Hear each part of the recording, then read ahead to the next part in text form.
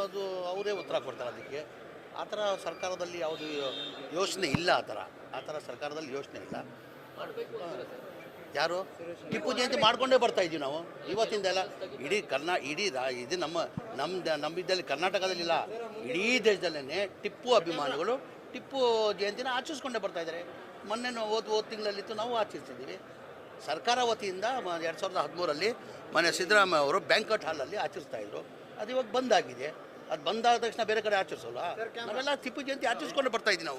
ಸರ್ಕಾರ ಸ್ಟ್ಯಾಂಡ್ ಅಲ್ವ ಸರ್? ಇಲ್ಲ, ಒಂದು ನಿಮಿಷ. ಸರ್ಕಾರ ವತಿಯಿಂದ 2014 ಟಿಪ್ಪು ಜಯಂತಿ ಮಾಡಬೇಕಂತ ಬ್ಯಾಂಕ್ವೆಟ್ ಹಾಲಲ್ಲಿ ಮಾಡ್ತಾ ಇದ್ವಿ. ಈಗ ಮೊನ್ನೆ BJP ಸರ್ಕಾರ ಬಂದಾದ್ಮೇಲೆ ಅದು ಬಂದ್ ಮಾಡಿದ್ರು. ಹಂಗೆ ಸ್ಟಾಪ್ ಆಗಿದೆ ಅದು. ನಾವು ಯಾವತ್ತೂ ಟಿಪ್ಪು ಜಯಂತಿ ಬ್ಯಾಂಕ್ವೆಟ್ ಹಾಲ್ ಮಾಡಿ ಅಂತ ತಿರ್ಗಾ ನಾವು ಯಾರು ಮುಸ್ಲಿಂ ಲೀಡರ್ಸ್ ಯಾರೂ ಕೇಳಿಲ್ಲ.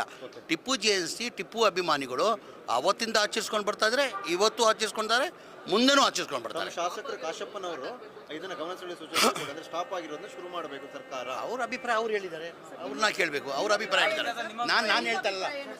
ಈಗ ನನ್ನ ಅಭಿಪ್ರಾಯ ಸರ್ಕಾರ ವತಿಯಿಂದ ಬೇಡ, ನಾವು ಆಚರಿಸ್ಕೊಂಡು ಬರ್ತಾ ಇದ್ದೀವಿ, ನಾವು ಆಚರಿಸ್ತೀವಿ ಟಿಪ್ಪು ಜಯಂತಿ. ಸರ್, ಯತೀಂದ್ರ ಸಿದ್ದರಾಮಯ್ಯ ಅವರು 5 ವರ್ಷ ಮುಖ್ಯಮಂತ್ರಿ ಆಗಿರ್ತಾರೆ ನಮ್ಮ ತಂದೆ ಅಂತ ಮತ್ತೆ ಹೇಳಿದ್ದಾರೆ ಸರ್. ಮಾನ್ಯ ಮಾಧ್ಯಮ ಸ್ನೇಹಿತರಿಗೆ ಒಂದು ಮಾತು ಹೇಳಕ್ಕೆ ಬಯಸ್ತೀನಿ.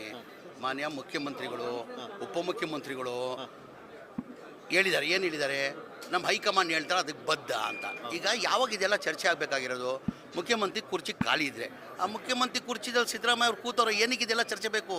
ಅದೇ ಹಂಗೆ ಕಂಟಿನ್ಯೂ ಆಗುತ್ತದು. ಈಗ ನಮ್ಮ ಪಕ್ಷ ಯಾರು? ಹೈಕಮಾಂಡ್ ತಾನೆ ನಮ್ಮ ಪಕ್ಷ. ಹೈಕಮಾಂಡ್ ಸರ್, ನಾನು ಭಾಳ ಸತಿ ಹೇಳಿದ್ದೀನಿ. ನಮ್ಮ ಪಕ್ಷ ಹೈಕಮಾಂಡ್ ಏನು ನಿರ್ಧಾರ ತಗೊಂತಾರೆ ಅದಕ್ಕೆಲ್ಲ ನಾವು ಬದ್ಧ. ಆದರೆ ಸಿದ್ದರಾಮಯ್ಯ ಅವರು ಮುಖ್ಯಮಂತ್ರಿ ಕುರ್ಚಿಯಲ್ಲಿ ಕೂತಿದ್ದಾರೆ.